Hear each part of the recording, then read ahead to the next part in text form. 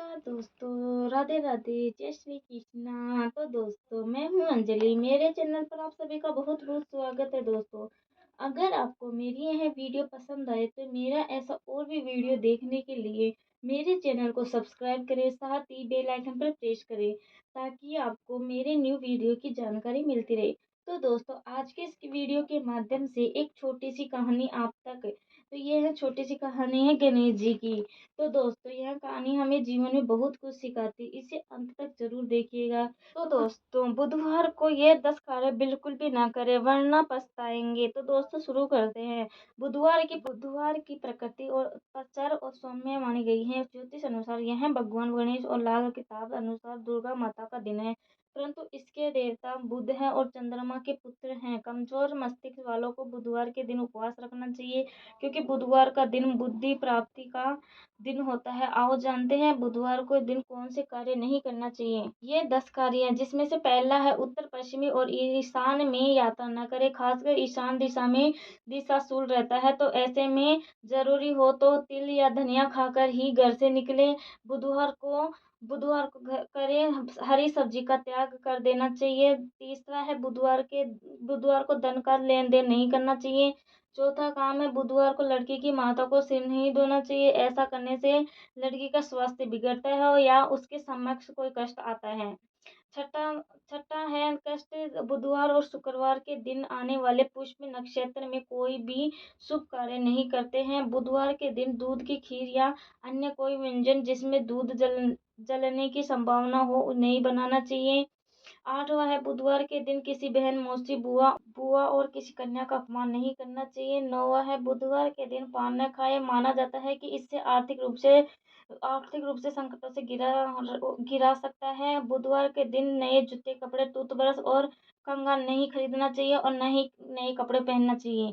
बुधवार के व्रत की कथा। तो चलिए दोस्तों, वीडियो शुरू करते हैं। धार्मिक मान्यताओं के अनुसार बुधवार का व्रत रखने से भगवान गणेश जी की कृपा बरसती है। जैने बुधवार की कथा, विधि, मंत्र और महत्व, आरती। हिंदू धर्म में बुधवार का दिन भगवान गणेश को समर्पित किया गया है। ऐसी मान्यता है कि जो व्यक्ति इस दिन सच्चे मन से विघ्नहर्ता गणपति जी की उपासना और उपवास करता है, उसके जीवन के सभी कष्ट दूर हो जाते हैं। इस व्रत के प्रभाव से व्यक्ति के जीवन में सुख शांति आती है। इस व्रत को 7 बार के जोड़े में रखना फलदायी माना जाता है। इतना ही नहीं, बुधवार व्रत करने से बुध ग्रह की मजबूत होता है। जाने बुधवार व्रत की कथा। पौराणिक मान्यताओं के अनुसार बुधवार व्रत की शुरुआत किसी भी महीने के शुक्ल पक्ष के बुधवार से कर सकते हैं। हालांकि इस व्रत को शुरू करने के लिए सबसे शुभ समय वैशाख नक्षत्र युक्त बुधवार माना गया है।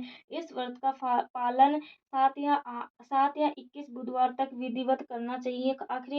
आखिरी व्रत वाले दिन नियम अनुसार उद्यापन करना चाहिए। ध्यान रहे, पितृपक्ष में इस व्रत की शुरुआत न करें।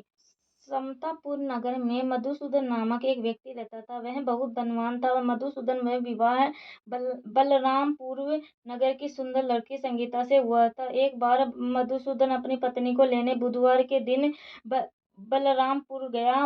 मधुसूदन ने पत्नी के माता पिता से संगीता को विदा करने के लिए कहा। माता पिता बोले, बेटा आज बुधवार को किसी भी शुभ कार्य के लिए यात्रा नहीं करते हैं। लेकिन मधुसूदन नहीं माना। उसने ऐसी शुभ अशुभ बातों को न मानने की बात कही। दोनों ने बैलगाड़ी से यात्रा प्रारंभ की। 2 कोस की यात्रा के बाद उसकी गाड़ी का एक पहिया टूट गया।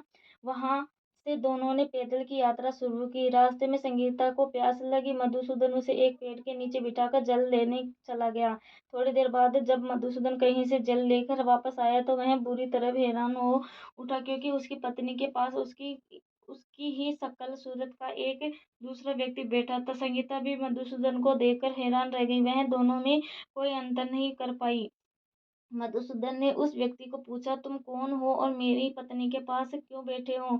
मधुसूदन की बात सुनकर उस व्यक्ति ने कहा, अरे भाई, यह मेरी पत्नी संगीता है। मैं अपनी पत्नी को ससुराल से विदा करके लाया हूँ। लेकिन तुम कौन हो जो मुझसे ऐसा प्रश्न कर रहे हो? मधुसूदन ने कहा, तुम जरूर कोई चोर या डक हो।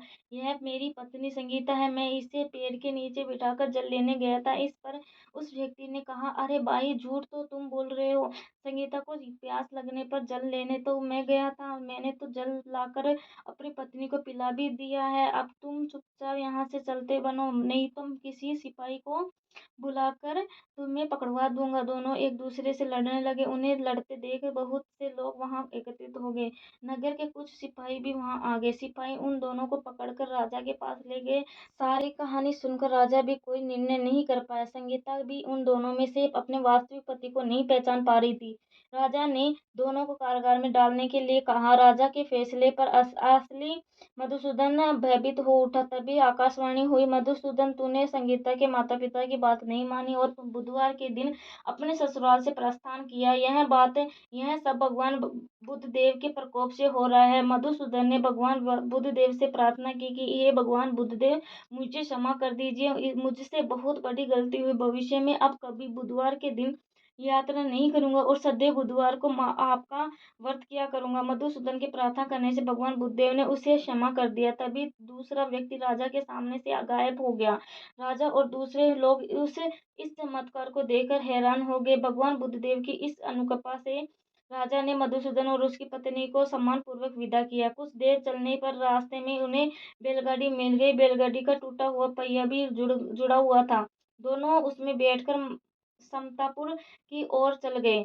मधुसूदन और उसकी पत्नी संगीता दोनों बुधवार को व्रत करते हुए आनंद पूर्वक जीवन यापन करने लगे। इस तरह भगवान बुद्धदेव की कृपा से उनके यहाँ खुशियां बरसने लगी। इस तरह से जो स्त्री पुरुष विधिवत बुधवार का व्रत करके व्रत कथा सुनते हैं, भगवान बुद्धदेव उनके सभी कष्ट दूर करते हैं। तो दोस्तों, अगर आपको यह बुधवार की कहानी पसंद आए तो मेरे चैनल पर कमेंट करके जरूर बताइएगा कि आपको यह कहानी कैसी लगी। और इसके अलावा और भी वीडियो देखने के लिए चैनल को सब्सक्राइब करें एंड लाइक करें और कमेंट करके बताइए कि कौन सी कहानी आपको पसंद आई है। Thank you.